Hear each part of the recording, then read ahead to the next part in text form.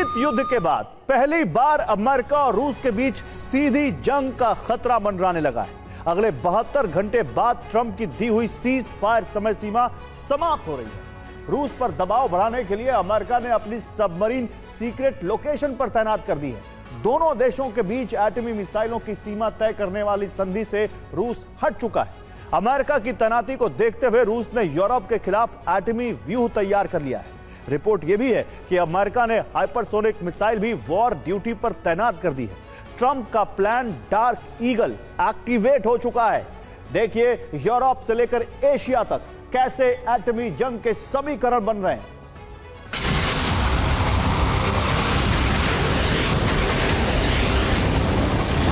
रूस के करीब अमेरिका की एटमी सबमरीन पहुंच चुकी है।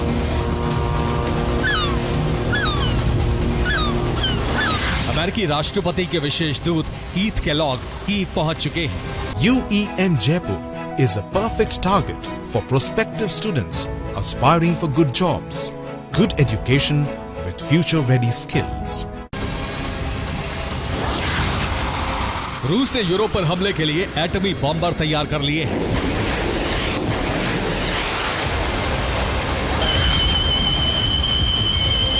बीते 24 घंटे में ऐसे कई घटनाक्रम हुए हैं जो अमेरिका और रूस के बीच जंग की आशंका माने जा रहे हैं।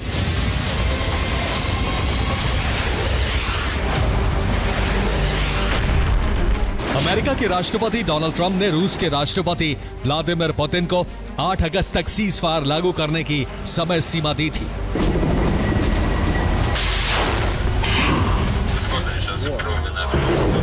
लेकिन पुतिन के रुख से लग रहा है कि वो इस समय सीमा को नहीं मानने वाले।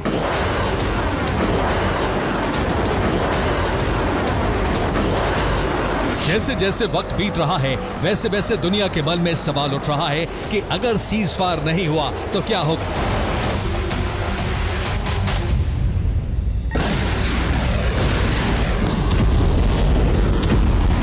अमेरिका और रूस की सामरिक तैयारी देखकर लग रहा है महाविनाश भी हो सकता है।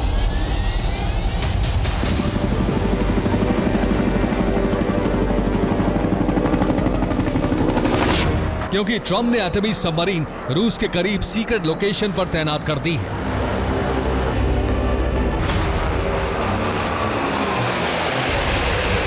ट्रंप के इस रुख से रूस भड़का हुआ है और अब रूसी राष्ट्रीय सुरक्षा परिषद के डिप्टी चेयरमैन ने ऐलान कर दिया है कि रूस अमेरिका के साथ एटमी मिसाइल तैनाती पर रोक लगाने वाली संधि से अलग हो रहा है।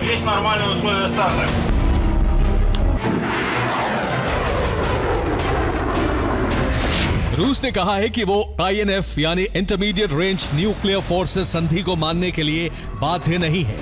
ये संधि 1987 में रूस यूएस के बीच हुई थी। ये 500 से 5,500 किलोमीटर रेंज वाली मिसाइलों की तैनाती की सीमा निर्धारित करती है। अब रूस इससे बाहर हो चुका है और एटमी मिसाइलों की मनमानी तैनाती कर सकता है।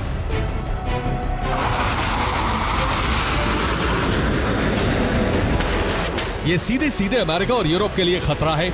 सामरिक तैनाती के मोर्चे पर ट्रंप को पुतिन का सबसे खतरनाक जवाब है।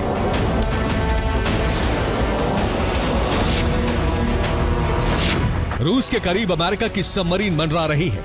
ये नॉर्वेजियन या बैरेंट्स सागर में हो सकती है, जिनका टारगेट रूस है, या फिर इन्हें रूस पर दबाव बढ़ाने के लिए तैनात किया गया है। दूसरी तरफ रूस ने भी क्रीमिया और बेलारूस में अपनी लॉन्ग रेंज बैलिस्टिक मिसाइलों की तैनाती बढ़ा दी है।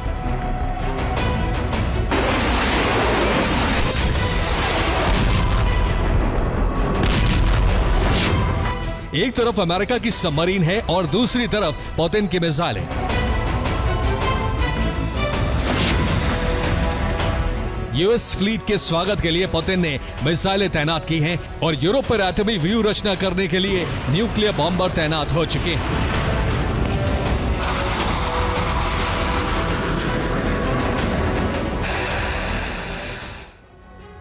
तो रूस ने अपने एटमी बॉम्बर पश्चिमी छोर पर आर्कटिक का गेटवे कहे जाने वाले मुर्मंस्क में तैनात कर दिए।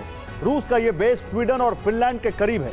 दोनों देशों की सीमा यहां से 400 किलोमीटर दूर है।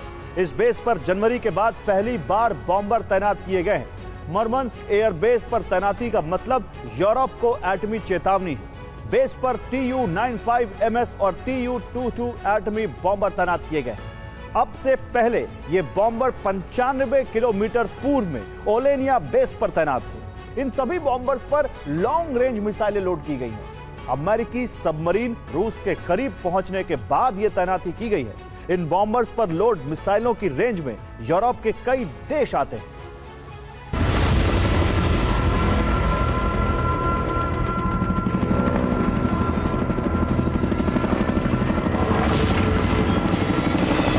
सीज फायर के लिए डिप्लोमेसी और मिलिट्री दोनों का इस्तेमाल किया जा रहा है। ट्रम्प के दूत कीथ केलॉग कीव पहुंच चुके हैं और रिपोर्ट है कि विशेष दूत स्टीव विटकॉफ को मॉस्को के साथ अंतिम वार्ता के लिए भेजा जाएगा।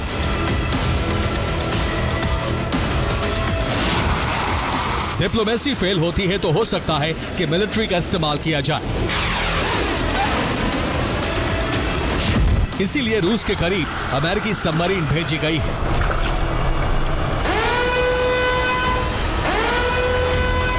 अगर समय सीमा पूरी होने तक रूस सीज फायर लागू नहीं करता तो ट्रंप के पास कई विकल्प हैं। पहला यह कि ट्रंप रूस पर कड़े प्रतिबंध बढ़ा सकते हैं। दूसरा ये कि अमेरिकी सेना रूस पर हमले शुरू कर सकती है। तीसरा विकल्प है कि यूरोप के देशों के जरिए रूस पर हमले कराए जाएं।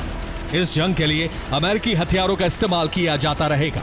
चौथा विकल्प है कि यूक्रेन को लॉन्ग रेंज मिसाइलें देकर रूस पर हमले कराए जाएं। पांचवा विकल्प है कि यूक्रेन के जरिए डर्टी बम अटैक कराए जा सकते हैं।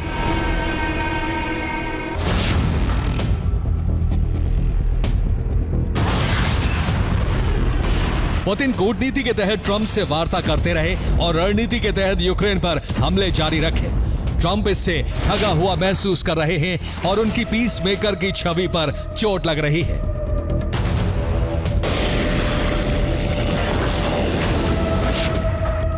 अब ट्रंप चाहते हैं कि किसी भी तरह रूस पर दबाव बढ़ाया जाए। इसीलिए ट्रंप ने कोड डार्क ईगल का इस्तेमाल किया है।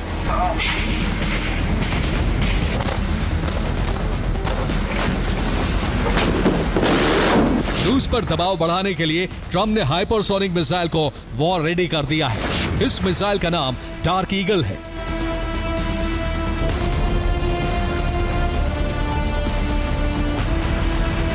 पश्चिमी रूस पर खतरा बनकर यूरोप में एटमी सबमरीन तैनात है तो पूर्वी रूस पर खतरा बढ़ाने के लिए मिसाइल तैनाती हो चुकी है।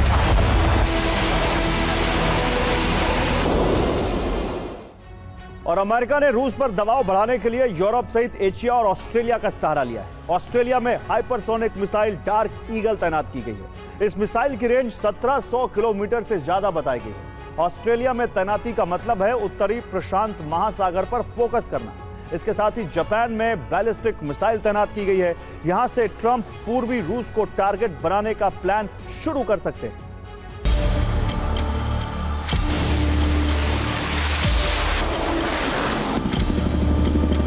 रूस के चारों ओर अमेरिका की सेना ने मोर्चाबंदी कर ली है।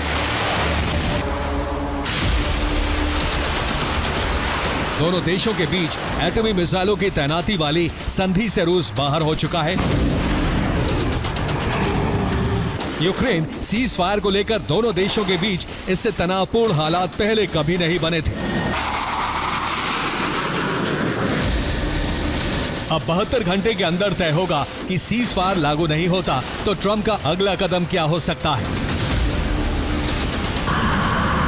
क्या वो फिर से डिप्लोमेसी का सहारा लेंगे या अपनी सैन्य शक्ति का इस्तेमाल करेंगे। ब्यूरो रिपोर्ट, TV9 भारत वर्ष।